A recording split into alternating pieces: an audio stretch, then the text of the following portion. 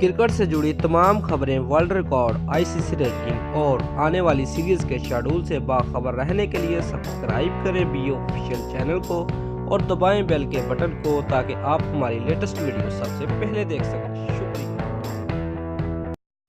Viewers, ICC cricket world cup 2019 में कौमी team की नाकस कारकर्दगी के बाद जहां कोचिंग स्टाफ की तब्दीली का इम्कान जाहिर किया जा रहा है, तो वहीं टेस्ट क्रिकेट और महदूद ओवर्स की क्रिकेट के लिए अलग अलग कप्तानों की बातें भी गर्दिश कर रही हैं।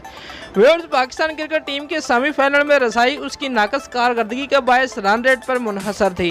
ताहम न्यूजीलैंड क्रिकेट टीम बेहतर रन रेट की बदौलत सेमीफाइनल में पहुंच गई और फिर भारत को शिकस्त देकर फाइनल खेला।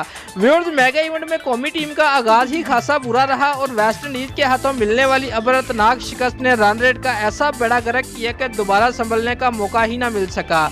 व्यूअर्स, पाकिस्तान के मायानाद साबिक कप्तान और मौजूदा वज़ीर-ए-आज़म इमरान खान ने सरफराज अहमद की जगह बाबर आजम को वनडे टीम का कप्तान बनाने का मशवरा दे दिया है, जो वर्ल्ड कप में पाकिस्तान के सबसे बेहतरीन बल्लेबाज ठहरे, जिन्होंने 67 से ज्यादा की औसत के साथ 474 रन बनाए, जिनमें न्यूजीलैंड के खिलाफ मैच विनिंग सेंचुरी और 3 निसफ सेंचुरियां भी शामिल है। अगरचे वनडे टीम की कप्तानी के लिए इमाद वसीम और मोहम्मद हफीज के नाम भी ज़ेरे गर्दिश है।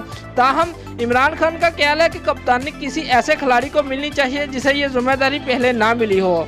बाबर आजम इस वक्त पाकिस्तान के सबसे बेहतरीन बल्लेबाज हैं और लंबे अरसे तक पाकिस्तान की नुमाइंदगी करते भी नजर आते हैं। व्यूअर्स, इमरान खान का कहना है कि पीसीबी को पाकिस्तान क्रिकेट की बेहतरीन के लिए तुरजहात बुलंद होंगी और ये फैसला करना होगा कि आगे बढ़ना है या मजीद ज़वाल पजीर होना है।